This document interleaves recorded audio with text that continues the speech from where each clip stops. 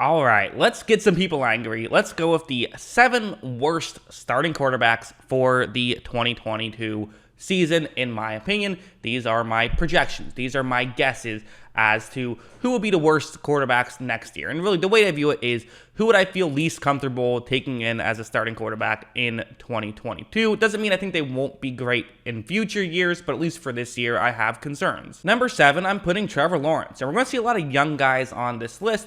It doesn't mean that Trevor Lawrence can't get better. In fact, I do expect him to get better. I'm not giving up on Trevor Lawrence in the slightest, but he wasn't fantastic his rookie year, and I just have concerns about how much better will he get in 1 year. It might take a few years for him to really get going. I think we'll see an improvement, but again, will we see a massive jump? I don't know, and I'm going to sort of just hold off on it a little bit and say that, for next year, right now, I'm going to be a little bit more concerned. The numbers you see on the screen, so 7, obviously he's in 7th place for the 7th worst starting quarterback heading into the next season. 34 means he was 34th in PFF grade last year. 36, he was 36th in passer rating. So you're going to see 2 numbers next to these guys. 34th, the first one is always going to be PFF grade and where you ranked. Next one is where you ranked in passer rating. So again, I like Trevor Lawrence, but you have to have 7 guys here. He's not a top 25 starting quarterback in the NFL for me today, but I'm sure he will be at some point. Number 6, Justin Fields, for similar reasons. Again, his number's not going to be fantastic either. I also could have thrown Zach Wilson on this list. He was 8, so that's where you have, those 3 guys to me are all the same. You could quibble with, whoever you want. I decided to go Wilson as number 8 and Fields as number 6, just simply because I had Wilson as my favorite quarterback. Lawrence is my second favorite quarterback, and Fields a little bit lower. But for what they've shown in the NFL, there's really been no difference. And Fields might have even shown a little bit more in the NFL, but I'm going to kind of back my priors and how I felt about them at the college level, which some people get mad at for whatever reason. I hear people saying, the only reason that you still have faith in Zach Wilson is because, you liked him in college.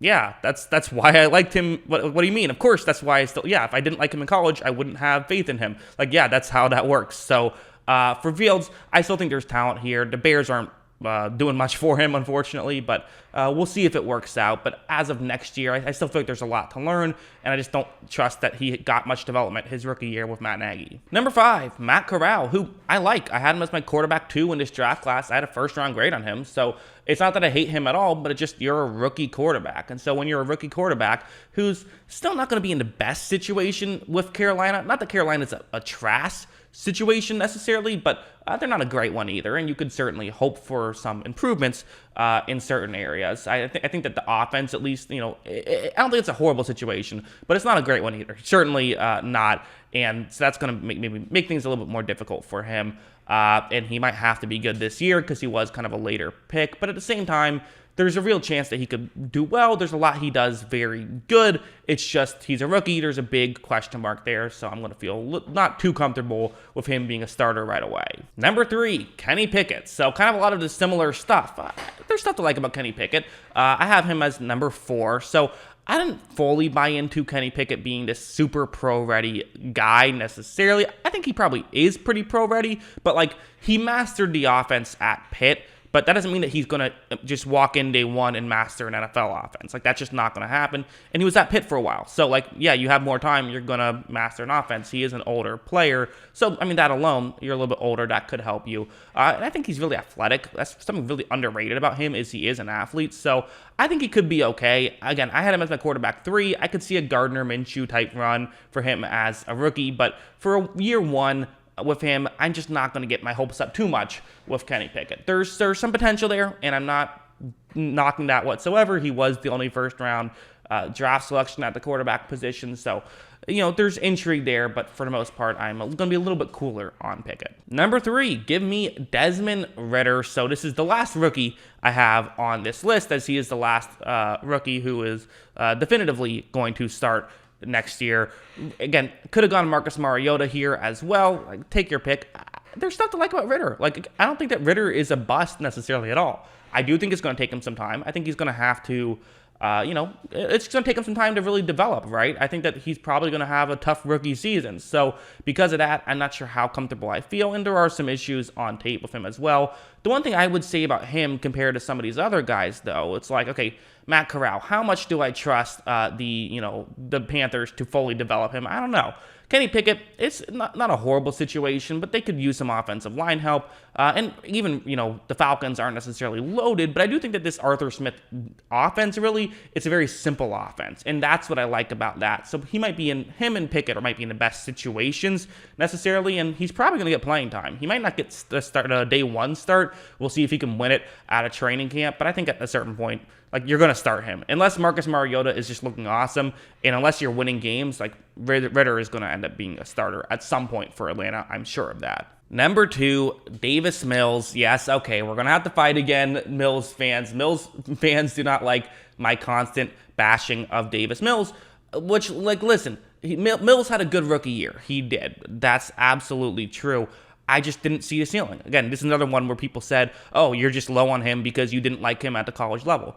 Yes, that's exactly the reason why I'm low on him. It's exactly because I didn't think he was going to be good coming out of college. And I never said coming out of college he was incapable of having a couple good games. That's what he had as a rookie.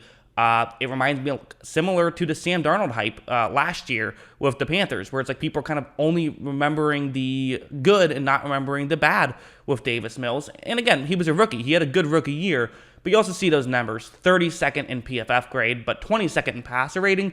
To me, that was largely luck. It just was. From what people say, oh, you got to watch Davis Mills. I watched every game of Davis Mills last year. That's what I saw. That's what I think. If I'm wrong, I'm wrong about it, but that's what I think, and I'm always going to tell you what I think. And those are the YouTube channels that I like to watch are the ones where they say what they think, not what they think their fans want to hear. This is what I think, not what I think you guys want to hear. Again, I'm not trying to bash Davis Mills on seemingly every video I made this month. I don't know why this happened, but again, I think I've explained it enough. I made whole videos talking about this, but that's kind of how I view it. Now let's move on. Drum roll, please. To number 1, which I think we all know which one is coming. Geno Smith, the worst starting quarterback in the NFL, who was actually decent last year. You look at his numbers, small sample size. That's why there's the asterisks is there, because he did not have enough eligible snaps to qualify. But 18th in terms of PFF grade, it would have been had he had enough snaps, and 6th in terms of passer rating. So those numbers are very good. My concern is it's very small sample size, and we've seen enough of Geno Smith, I think, to say he has not earned the right to be put ahead of even Davis Mills. He needs to earn that back.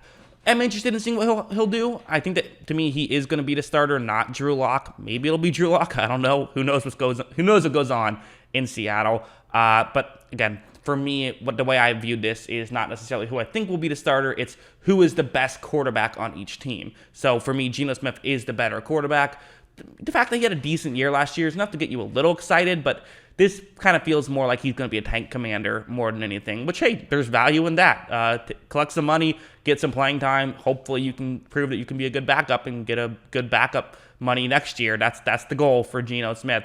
So that's why I have him at number 1. And again, there's even some reason to be optimistic with him. There's reason to be optimistic with all of these guys. There's never been more talent at the quarterback position in the NFL than there is now. So that's what's interesting. But yeah, that's what I think.